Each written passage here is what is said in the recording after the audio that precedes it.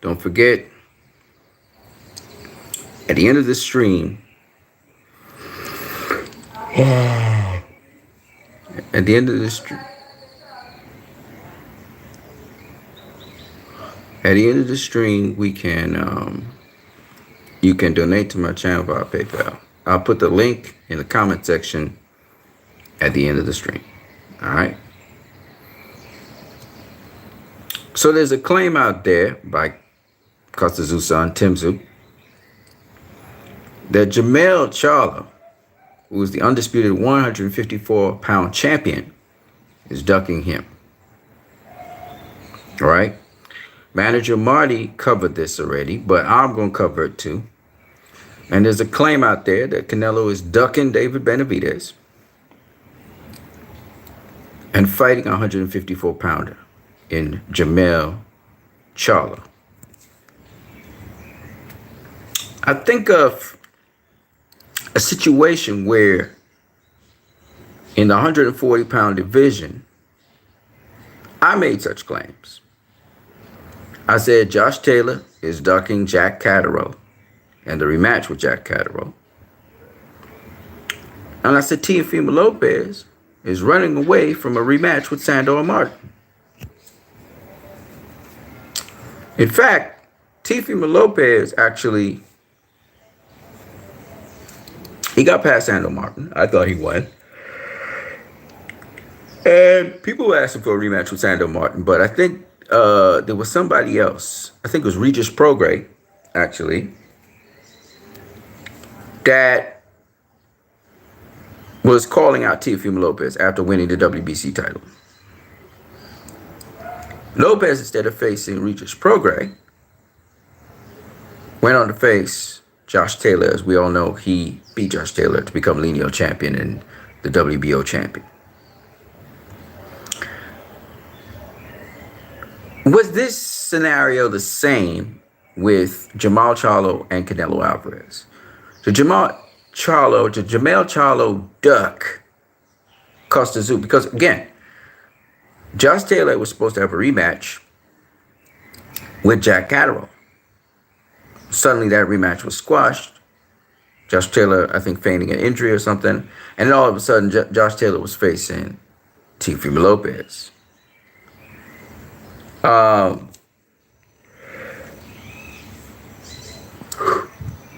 When I look at Teofimo Lopez, he was supposed to face Regis Prograis.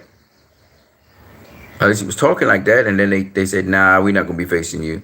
And then he ended up facing Josh Taylor. Is this the case with Jermall Charlo? Jermall Charlo was supposed to face Tzsyu. He got the hand injury, and they delayed it. And Tzsyu was taking other fights in between, and then all of a sudden, Mel's facing Canelo. So is he ducking Tzsyu? Well, you tell me. And then Canelo, the mandatory for his WBC title, is at present David Benavidez. The WBC president said that David Benavidez is the mandatory to Canelo Alvarez title. Canelo was supposed to face Dimitri Bivol. He suddenly changed. He came off of DAZN. He stopped doing business with Matchroom, went across to PBC. But the first fight on PBC is not his fight with David Benavidez. It's a fight with Jermall Charlo, who's a 154-pound champion. Duck or no duck? I'm going to say it like this. I felt that Josh Taylor ducked Jack Catterall. But to be honest with you, and to be fair, Teofimo Lopez, while he just came to 140,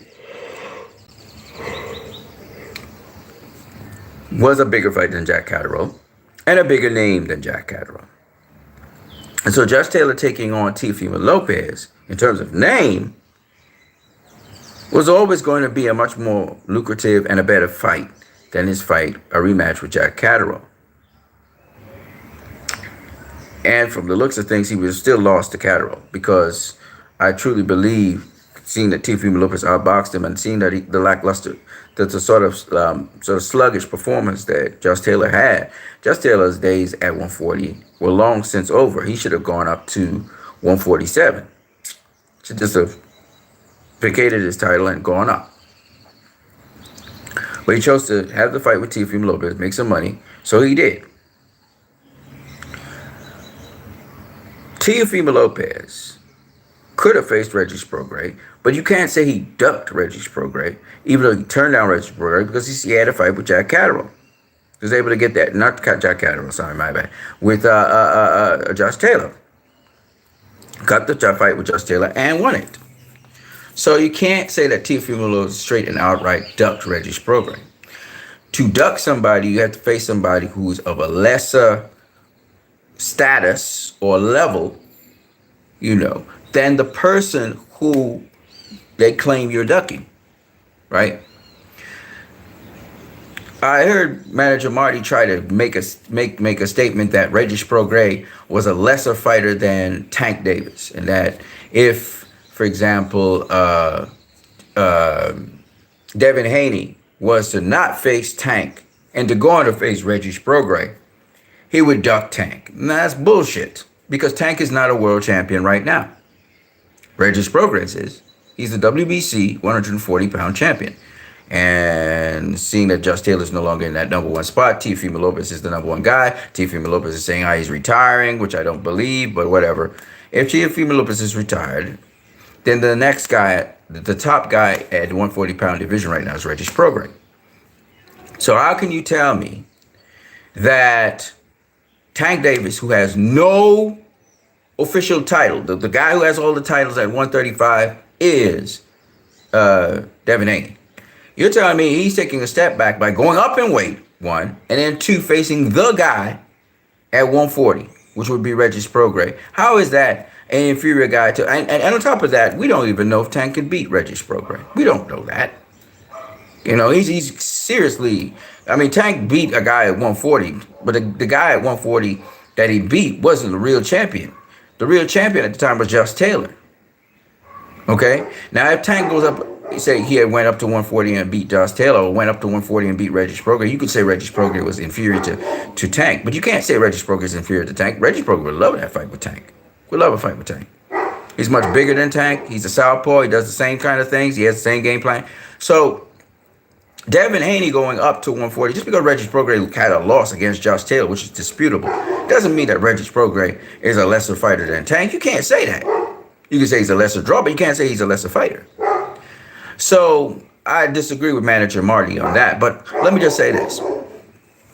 The only way you can know if Teofimo Lopez is better or worse than Tank is for them to both fight. But that's besides the point. The point I'm making is, if Devin Haney goes up to 140 and faces Regis Prograis instead of Tank, who's in prison right now, anyway, right? When Tank had the opportunity to face Devin Haney, he was talking all this talk and all this smack.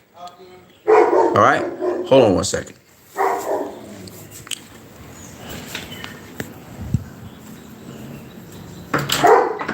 Good afternoon. Come in, man. Yeah, so what I'm saying is that Regis Prograis is not a step backwards for Gervonta Tank Davis.